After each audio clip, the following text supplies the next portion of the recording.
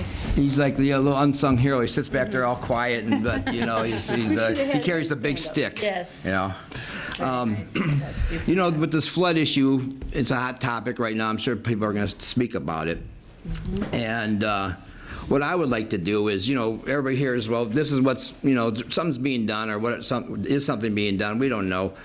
I would like the chair to direct the secretary to, from starting at our next meeting, in our agenda, to have it added to the reports from the mayor, the progress on this flood retention system or anything that has anything to do, because the citizens are just sitting there saying, what's going on? You know what, happened again. Is anything going on? We don't know. This meeting's coming up in February. I'm sure there'll be some answers. But I think we should have a month, or every meeting, the mayor let us know what's going on. The last time it was mentioned, he said, we're going to do it, but it's going to be a scaled down version. And why is it scaled down? I mean, is the flooding scaled down? Money. The money scaled down. So there's consent judgment is a big issue too. And that's something that has to be addressed. I mean, everybody's left in the dark. All the citizens are left in the dark with their wet basements. And this is something that the citizens deserve to know what's going on, not to be waiting to be told at someone's convenience. Every meeting, it should be reported. And, Madam Chair, I'm asking you to direct the secretary to have this put on the agenda every meeting, reports from the mayor, and also with the update on the flood issue or what's being done about it, and update on the Warren Valley Golf Course. The city's one of the city's biggest investments in their history, and it's just like what? You don't hear anything about it. I want reports from the mayor every meeting on the flood issues and what's being done, and the Warren Valley Golf Course, please. Mr. Wenzel, we have golf simulators now. Yeah. Good. Everybody can go and practice through the winter with the new golf simulators there. Okay, Councilman Abdullah. Which is something I'd like to add to Councilman Wenzel's comment. I think it's a very good idea to add it on the agenda, because now we have accountability. I like that. But let's add something else on there. With all due respect to any of the elected officials that come to speak in front of us here during the public comments, if they're going to speak during the public comments, at the very minimal, just let them know up front. We're going to ask them what is their current progress. Because like the Councilwoman Lisa X. Clayton just mentioned, it is not just one organization or another, or one entity or another. It's all of us, including us. So anybody that comes to the council meeting and wants to get up and speak, and that's great, this ordinance, that law, whatever, but also an update as to what that particular representative has done so far within their capabilities to help this particular matter. Because this is, it's disgusting when I watch this on TV or we see this. I can't believe, honestly, that this is 2020 in the United States of America. We're not in a third world country, that we're still dealing with this on a regular basis. I was dealing with this stuff back 30-some years ago in real estate, and I can't believe to this day it's still happening. It's crazy. So I'd like to add that on there, that if a public official wants to come and speak, at least my expectations, I hope all of us can concur, we'd like to get their update as to what their representative has done on this. Thank you. Councilwoman. I have a follow-up question for the attorney and for the mayor regarding Warren Valley Golf Course. And I had brought this up previously before we bought it, buying the golf course, and we talked about a deed restriction, and it kind of, it was kicked around and poo-pooed, I guess, and it went back and forth. No, we don't want to do a deed restriction. We should do it by ordinance to restrict it from being developed. I think as a council body, we need to revisit that. Absolutely. I really do, to protect that golf course, because right now it's not protected from anything. It really isn't. Can I answer real quickly? Yes. There was a group, if you recall, that there was a gentleman who is associated with a downriver group, and they have done this in other communities. And so he had pledged, he came at the mic and said, I will help Dearborn Heights protect it. And after the meeting, I contacted him. We exchanged cards. I had Mr. Miyake, and you might remember his name. I don't remember his name, but I remember making the contact. And what did you tell him what he told us? Well, basically, we would be expected to give a donation of like $100,000 in order for them to end up doing this type of work. Essentially, it would not be for free.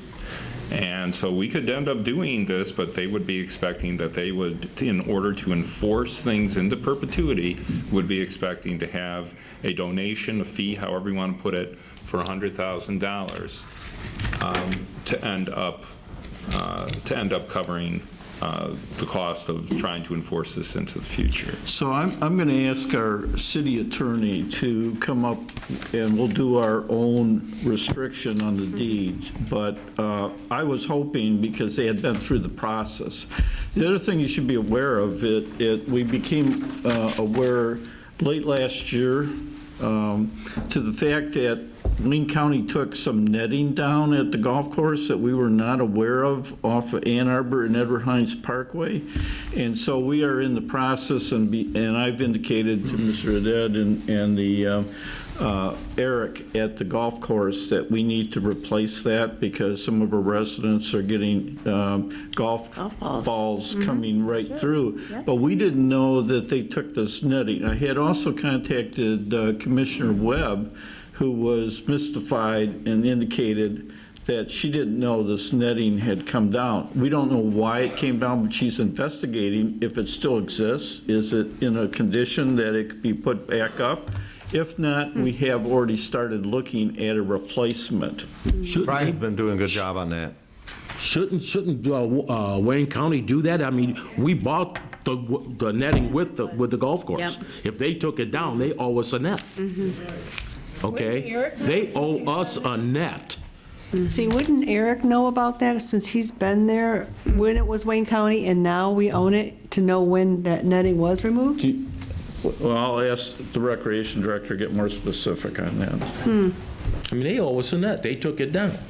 We bought it with You everything. don't buy a car and they take your steering wheel without giving you a steering wheel back. Spare tire. Or the tires, right, you buy a car. When I spoke with Eric, it had to be in December or maybe even November when this was brought to my attention. He said he didn't recall where the net went or when it was taken down exactly, but I have been in contact with Commissioner Webb, and she has been investigating this. I don't remember if she got back to me about this. Obviously, she didn't. Otherwise, I probably would remember. I asked her today. She hadn't gotten an answer Oh, yet. okay. But, you know, So- just, although I'm not an attorney, but just for clarification, on purchase contracts in council, you Depends can, on when this was done, when they took it relative to the closing date. and whether it's an attached item technically. Well, we also had provisions with regard to us being able to keep certain equipment. And Right. also certain equipment being able to be kept by Eric's company, Oneida. And like, for example, if they shifted it over to Inkster, it still would potentially end up having to come back to Dearborn Heights if that's what Eric wanted to end up doing. So part of it depends on when it was moved relative to the closing, and part of it's going to end up depending on what exactly they've ended up doing with it, and whether or not, if it was moved before the closing, since Eric is not sure, then we'll have a difficult time being able to argue that we were supposed to have it. Residents probably would know. Maybe Mr. Abdullah, Councilman Abdullah. So I'm talking about general with purchase agreements. It would depend on if it's considered an attached item or not, unless it's either excluded or included. So even if it's not an attached item and you include it, then it's included. If it's excluded, then you exclude it. But if it's not attached items, and again, I'm not an attorney, but during typical contracts, they can take it back. They can take it away. Yeah, part of it is that there are specific provisions that have to do with it being a trade fixture, in which case, even then, even if it is not something that's basically considered to be attached to the property, that's not a fixture, we still potentially can have it stay, but it depends on when it ended up moving, and then we would have to find out more information. Once we got into the purchase agreement with them, how could they just take it? It was part of the purchase agreement then. I mean, it's part of a fence. Well, I don't know he doesn't know when it took You know place, what? so we still need to end up getting You know more. who may know is, if you recall, Brian, when I spoke with the resident and then I spoke with you about this particular incident, I'd have to look for her number again, but I'm sure you have it. Maybe, I'm sure she would know because she's right across the street. And she's the one that originally filed the complaint with me, and then I contacted Brian. But I'm sure she would know. We'll follow up on that. Yeah. That's just to let all of you know. Madam Chair. Councilman Bazey?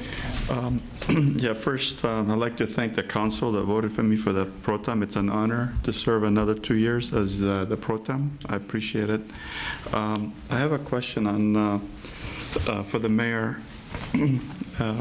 We asked that question before. I actually like to see if we can get a summary. I can give you a copy of this if you want to take notes. There was in minutes in February the 13th, 2018, there was a motion 18-054. It was a motion by Councilwoman Hicks Clayton. It was seconded by Councilman Muscat to approve the State of Michigan fiscal year 2016 pre-disaster mitigation grant program. So basically it's for the homes on Courier and Hanover west of Telegraph. So I'm sure we don't have the data right now, but I'd like to see if by the next meeting to see if we can get a summary as which homes we purchased under that grant, which was a total of, we were awarded $1,377,412. And I know with the city, 25% local match of $344,353. So is there a way we can have something by next meeting as to how much money we spent, how many homes we spent out of this grant, Mayor? I will, I'm sure we have it available, and we'd be more than happy to provide it to all of you. Do you want a copy of this, Mayor? Yeah. Thank you. Oh, the motion, I probably don't need that. That's all right. Councilman Constant? Today, I heard the mayor of Dearborn, Jack O'Reilly, and Dearborn Heights Mayor Dan Paleko talk about the state of the Dearborn and Dearborn Heights. And I note that Jack O'Reilly, the mayor of Dearborn, talked about how Fairlane Mall isn't getting the use it's had, and they're looking at ways of restructuring that property. And I noted, and I asked the mayor of Dearborn about the Hyatt Regency, former Hyatt Regency Hotel still being closed. But both mayors said, and they brought up a good point, that the cities have to be constantly working on redevelopment, on property values, on bringing in new businesses, and adapting to the changing economy. So I don't know if it's going to be broadcast on cable TV, but it's really worth watching. I thought it was it was put on by the Dearborn Area Chamber, which I've been a member of for the past 20-some years. But it was really very informative and well done. Thank you. Anyone else? I also, too, would like to thank the other council members for re-electing me as council chair. It is an honor to serve that again, and I appreciate it.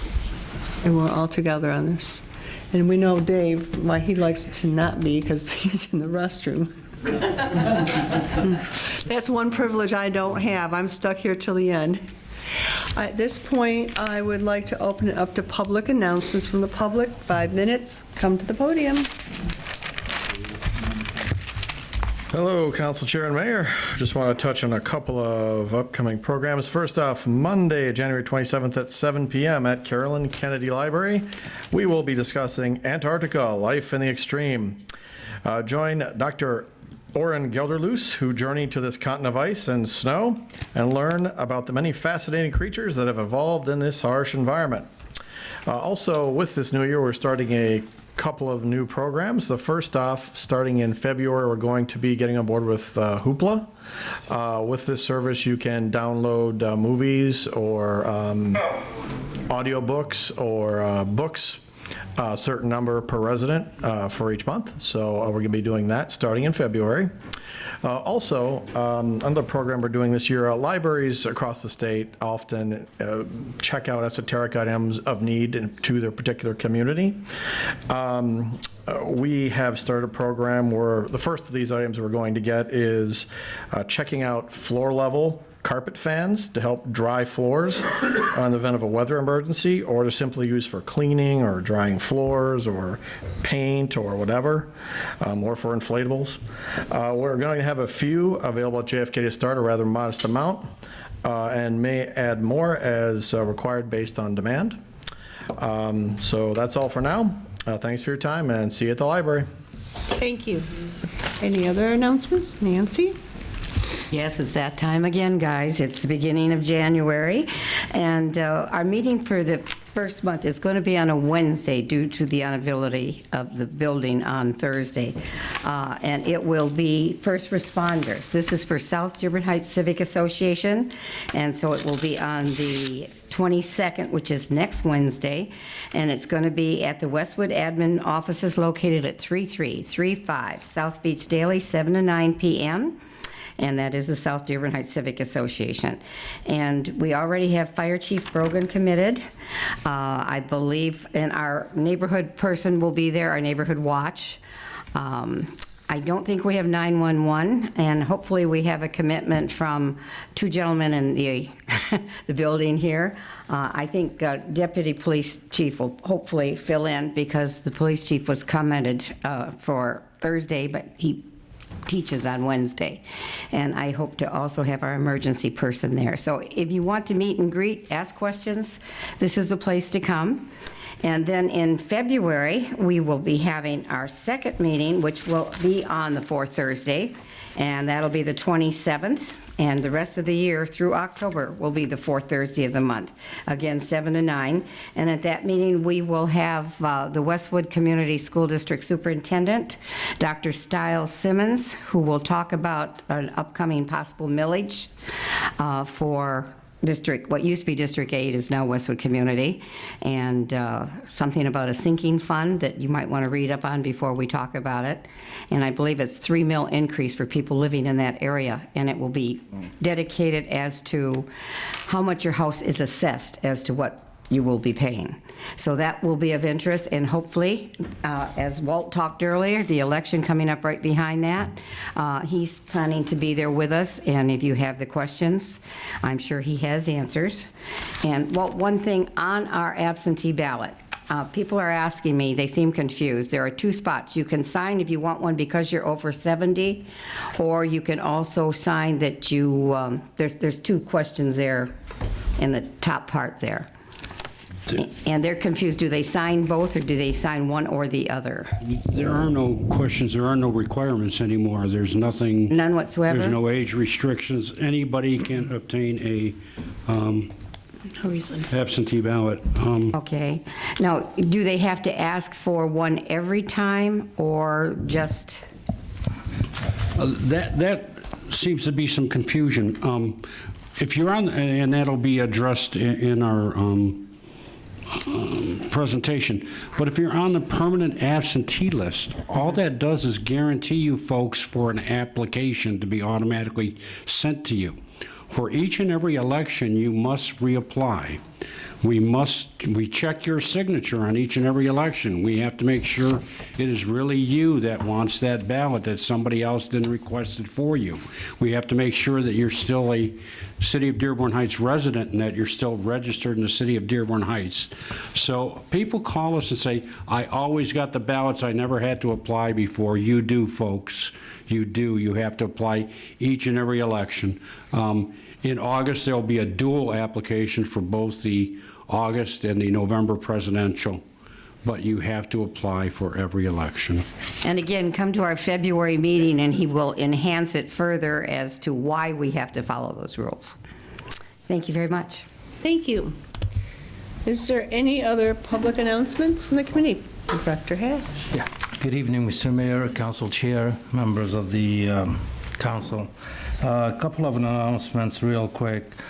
In 2 weeks from today at 5 o'clock, I believe it's on the 28th, we will be having our first public hearing regarding the federal funds that we have to apply for. During that meeting, I will be discussing all the proposals that we have received. So I really encourage everyone at City Council to show up to that meeting. It will be televised. And it will be on, obviously, public channel and YouTube and what have you. I think that department heads also should, at least I would like to have them here if they have any questions, because I know that I have received multiple proposals from all department heads. So this is the time basically to discuss that, and so we can move forward and keep the application going forward. The second announcement that I'd like to make is something that Councilman Wenzel mentioned. The CDBG, which is my department, does have money available at this point. And I know I have been keeping in contact with the mayor and some other council members that have contacted me. We do have money available to help various people. It is cash flow, it's not cash flow, I'm talking about the bank stuff. It is income driven, so everybody is welcome to apply. We will help you fix your house. We will help you, get your heat and your roof and what have you. That money is available. It's sitting in the bank, a portion of it at least at this point. So I do hope that you guys can call us. The phone number is 313-791-3500. Just call this number. There's somebody there from 8 to 5, and we'll get back to you, and hopefully we can help as many residents as possible. I'd like to also congratulate the council chair and the pro tem on their positions for the next 2 years. And that's all I have to say. Happy New Year to everyone, and we'll see you soon. Have a good night. Thank you very much. Director Haddad? Well, first off, good evening, everybody. And since Councilman Muscat already bursted my bubble of my announcement, Warren Valley does have golf simulators now. Eric was trying to come here today to speak about them and let everybody know. But if you would like to go in there and check them out, the door's open for you to come on in, council, residents, anybody. If you'd like to go check it out, just to see a little demonstration. I will tell you, I did try it. It's very accurate, but there's one inaccuracy, and I could find my ball every time I hit it. So, but besides that, they are pretty accurate. There are over 100 courses programmed into that system as of right now. You could play almost anything across the country. So it actually measures in just 1 yard or 1 foot when you hit the ball? Well, that's only when I putt. I'm just checking. No, I'm just joking. So, thank you very much. Thank you. Any other comments? This time, I will open it up to public comments. Please step up to the microphone, state your name, and you have 3 minutes.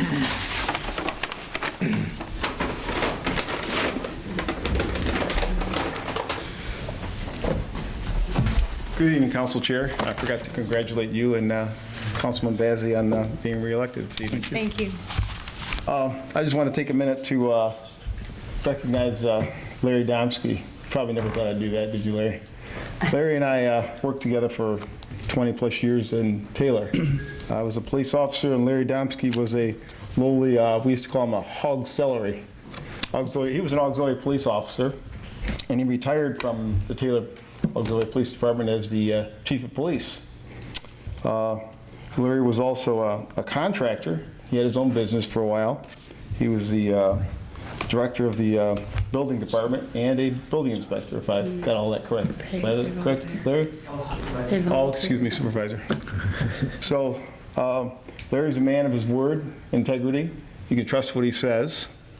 And I'm glad he decided to jump ship and come to the city of Dearborn Heights. That's a pleasure seeing you again, Larry, after all these years.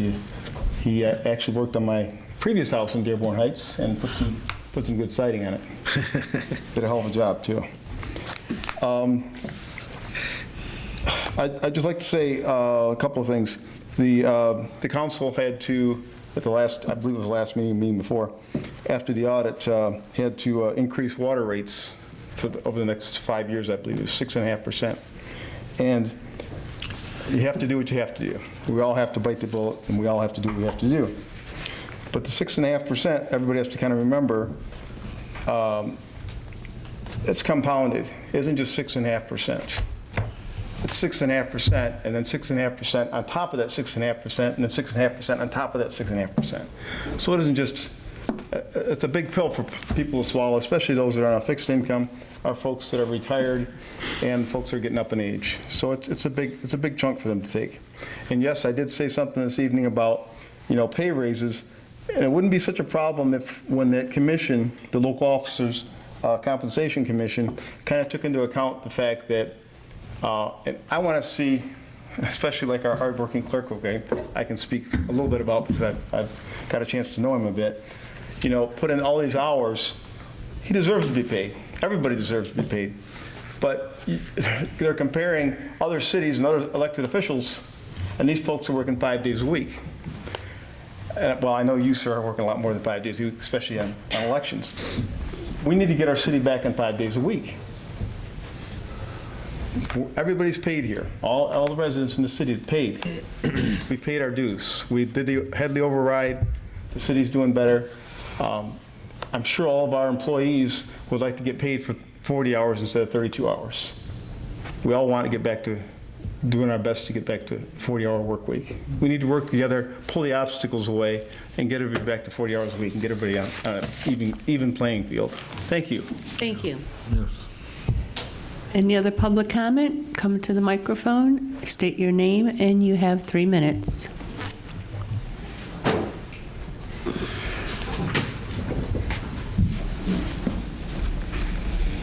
My name is Ed Frolick. I reside on Robindale Street. My thing, Ray Muscat brought up the paper issue, okay? Now, I was going to suggest a thing here. They said that you get a petition, people sign.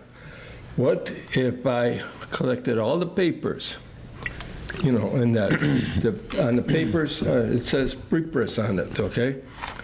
And brought them to, and that you take them papers, take them down to the district attorney office, put it right in front of him, okay? Saying the residents don't want this, okay? We have an ordinance. And that you get addressed because it'll be on the news, okay? And you'll get a big applause for that, okay? Because something being done. That's number one. Second issue, I want to congratulate Ms. Maxwell and Ms. Bazzi because you do one hell of a job keeping the mayor straight, okay? What do you call, when the issue came up about the money situation that you brought up and that, I watched the reaction of Councilman Gary Milotki and the mayor, how they their reactions and that. I myself personally feel that you should get your own attorney, okay, when it comes to money issues, and not have Gary Milotki consult with you. And then he's double dipping, okay? He's saying he's in your corner and he's giving advice to the mayor, okay? That's number two. And number three, the paper, what do you call about the trash. I brought up about the barrels and that. Okay, I got the number of that. But them garbage cans are always full, okay? And I keep bringing that issue up, and that, why isn't them garbage cans taken care of by the business people?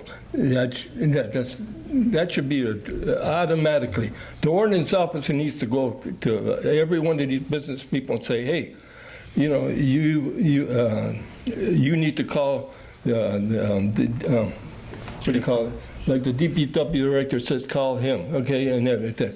I called before, and they said they'll take care of it. Never been taken care of, okay? So that's number 3 issue, and so I hope you people address all this stuff, okay? Thank you very much. Come on up.